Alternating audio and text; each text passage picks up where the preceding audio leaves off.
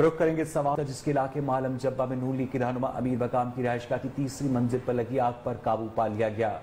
आग मुबैना तौर पर शॉर्ट सर्किट के बायस लगी है। तीसरी मंजिल मुकम्मल जल गई। हादसे के वक्त पीपल्स पार्टी रहनुमा फैसल करीम, कुंडी समेत 40 से जायद मेहमान थे जिन्हें बाहिफाजत रेस्क्यू कर लिया गया। मजीद तफसीलात जान लेते हैं नुमाइंदा नियो न्यूज बहाल अली से। बहाल तफसीलात से आगाह कीजिएगा। जी बिल्कुल,